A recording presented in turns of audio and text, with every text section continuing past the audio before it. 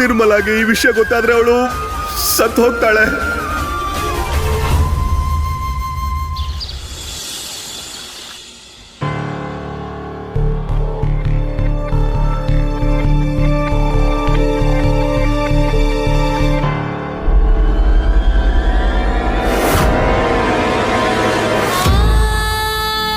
ಮುದ್ದು, ನನ್ ಮುದ್ದು ಬಂದ್ಬಿಟ್ಲಾ?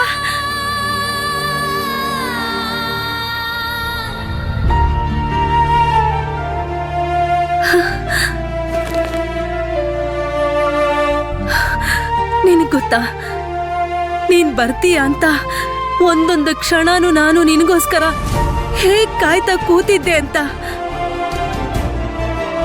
ನಿನಗ್ ಹಸ್ವಾಗಿರ್ಬೇಕಲ್ವಾ? ಬಾ, ತಿಂತ ತಿಂತ ಮಾತಾಡೋಣ ನಿನ್ ಗಂಡನ್ ಮನೆಯವ್ರ ಬಗ್ಗೆ.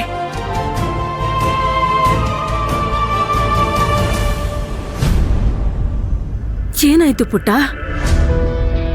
ಯಾಕ್ ನಿನ್ ಮುಖ ಹೀಗಿದೆ? ಅಲ್ಲಿ ಏನಾದ್ರೂ ಆಯ್ತಾ? ಗಗನ್ ಕುಮಾರನ ಮೊದಲನೇ ಹೆಂಡತಿ ಧರಾ ಸೊಸೆ. ಈ ಮನೆಗೆ ವಂಶೋದ್ಧಾರಕನ ಕೊಡೋ ಹಾಗೆ ಆಶೀರ್ವಾದ ಮಾಡಿ. ನಿನ್ನ ಅದೃಷ್ಟದಲ್ಲಿ ಬರ್ದಿದೆ ನೀನ್ ಈ ಮನೆ ಸೊಸೆ ಅಂತ. ಅದನ್ನ ಯಾರು ಅಳ್ಸಕ್ಕಾಗಲ್ಲ.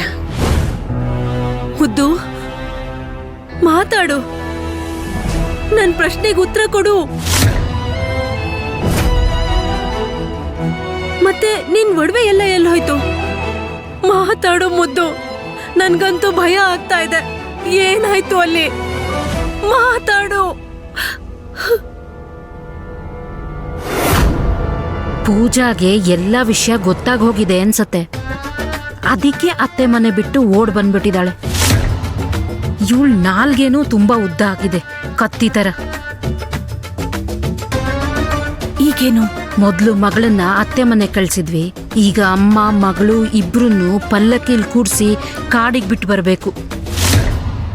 ನೀನೀಗ ಹೇಳ್ತೀಯೋ ಅಥವಾ ನನ್ ಪ್ರಾಣ ಹೋಗೋವರೆಗೂ ಹೀಗೆ ಸುಮ್ನಿರ್ತೀಯೋ ಹೇಳು.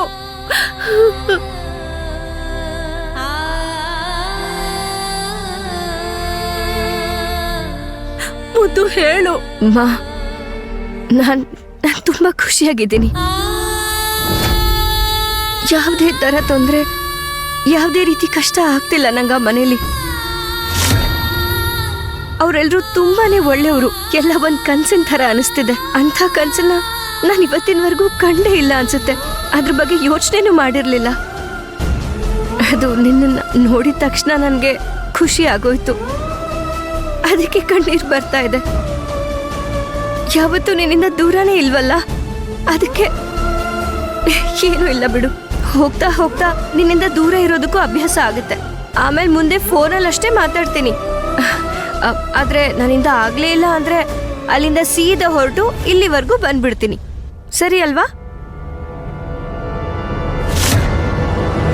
ಅಮ್ಮ ಅವ್ರೆ, ನಮ್ಗೆ ಯಾಕೆ ಮೋಸ ಮಾಡಿದ್ರಿ?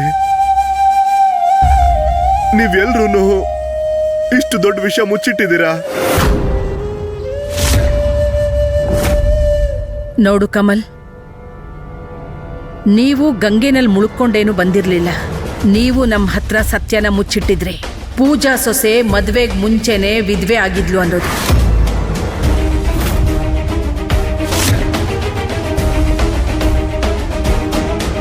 ನಾವು ನಿಮ್ಮ ಕಷ್ಟಗಳನ್ನ ಅರ್ಥ ಮಾಡ್ಕೊಂಡ್ವಿ. ಎಲ್ಲ ಸತ್ಯಗಳ ಮೇಲೆ ಭರವಸೆ ಇಡಕ್ಕಾಗಲ್ಲ. ಕೆಲವು ಸತ್ಯ ಪರ್ದೆಗಳ ಹಿಂದೆ ಮುಚ್ಚಿ ಹೋಗಿರುತ್ತೆ. ಅದೇ ಒಳ್ಳೆ ಸಮಯ ಬಂದಾಗ ಆ ಪರ್ದೆನ ಅಲ್ಲಿಂದ ಸರಿಸ್ಬೇಕಾಗತ್ತೆ. ಪೂಜಾ ಸೊಸೆ ಜೀವನ ಅಂತೂ ತುಂಬ ದೋಷಗಳಿಂದ ತುಂಬ ಹೋಗಿತ್ತು. ಮದುವೆಗೆ ಮುಂಚೆ ವಿಧವೆ ಅನ್ನೋದು ಬರೀ ಅವಳು ಮೇಲಲ್ಲ, ಇಡೀ ನಿಮ್ಮ ಕುಟುಂಬದ ಮೇಲೆ ಆ ದೋಷ ಇರುತ್ತೆ. ಈಗ ಸ್ವಲ್ಪ ಯೋಚನೆ ಮಾಡು. ಈಗ ಅವಳ ಮೇಲೆ ಮತ್ತೆ ನಿಮ್ಮ ಮೇಲೆ ಒಬ್ಬ ಓಡ್ ಹೋಗಿರೋ ಹೆಣ್ಣಿನ ದೋಷ ಏನಾದರೂ ಬಂದರೆ ನಿಮಗೆಲ್ಲ ಈ ಪ್ರಪಂಚದಲ್ಲಿ ಉಸಿರಾಡೋದಕ್ಕೂ ಕಷ್ಟ ಆಗ್ಬಿಡುತ್ತೆ. ಎಲ್ಲಾದ್ರೂ ನಿನ್ ತಂಗಿ ಉಸಿರು ಹಾಗೆ ಒಮ್ಮೆಲೆ ನಿಂತು ಹೋಗ್ಬಿಟ್ರೆ? ನಿನ್ನ ನೋಡಿ ನನ್ನ ಜೀವನೇ ಹೋದಂಗಾಯ್ತು. ಅಮ್ಮ, ನಿನ್ ಪ್ರಾಣ ನನ್ ಪ್ರಾಣ ಎರಡು ಒಂದೇ. ಒಂದ್ ವೇಳೆ ನಿಂಗೇನೇ ತೊಂದ್ರೆ ಆದ್ರೂ ನನ್ ಪ್ರಾಣನೂ ಹೊರಟೋಗತ್ತೆ. ಆದ್ರೆ ನಿನಗೇನು ಆಗಕ್ ನಾನ್ ಬಿಡಲ್ಲ. ನಿನಗೆ ಯಾವುದೇ ರೀತಿ ನೋವಾಗೋದಕ್ಕೂ ನಾನು ಬಿಡಲ್ಲ.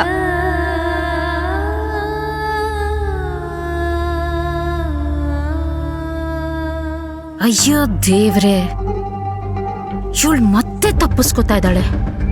ನಾನು ಅಂದ್ಕೊಂಡಿದ್ದೆಲ್ಲ ಉಲ್ಟಾ ಆಗೋಯ್ತು. ಈ ಪೂಜಾ ಇಲ್ಲಿಗೆ ಬಂದು ಅವಳ ಮುಖ ಊದಿಸ್ಕೊಂಡು ದೊಡ್ಡ ದೊಡ್ಡ ಕಣ್ಣೀರಿಟ್ಕೊಂಡು ಅವಳ ದುಃಖನ ಅವ್ರ ಅಮ್ಮನ ಹತ್ರ ಯಾಕೆ ಹೇಳಲಿಲ್ಲ? ಇವಳು ಹೇಳಿಲ್ಲ ಅಂದ್ರೂ ಪರವಾಗಿಲ್ಲ, ನನಗೊಂದ್ ಸೆಕೆಂಡ್ ಕೂಡ ಕಾಯಕ್ಕಾಗ್ತಿಲ್ಲ. ಈ ತಮಾಷೆ ಎಲ್ಲ ಯಾರು ನೋಡ್ತಾರೆ? ನಾನೇ ಹೋಗಿ ಎಲ್ರಿಗೂ ಹೇಳ್ಬಿಡ್ತೀನಿ. ಏ ಸುಮ್ಮನಿರು. ಅಮ್ಮ, ನನಗೇನ್ ಅನ್ನಿಸ್ತಿದೆ ಅಂದ್ರೆ ಪೂಜಾಗಿನ್ನೂ ಏನು ಗೊತ್ತೇ ಇಲ್ಲ.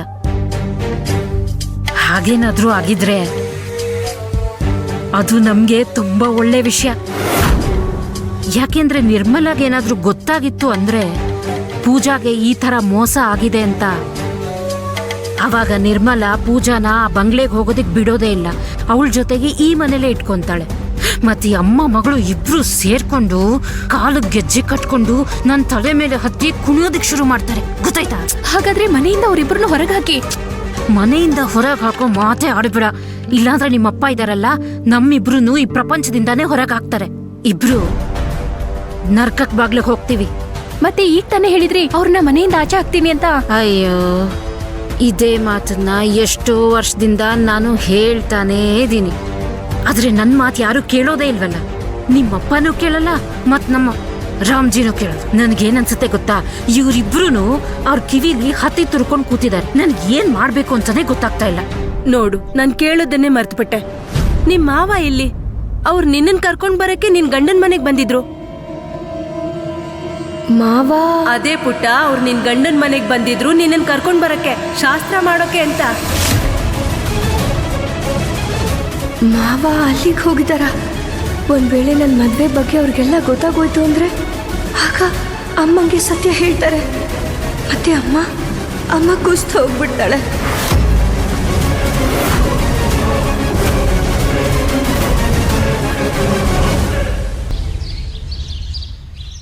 ನಿನ್ಗೊಬ್ಳು ಮಗಳಿದ್ದಾಳೆ. ಪೂಜಾ ಸೊಸೆ ಮಾಡಿರೋ ತಪ್ಪಿನ ಭಾರನ ಅವಳು ಹೊರಬೇಕಾಗತ್ತಲ್ವಾ?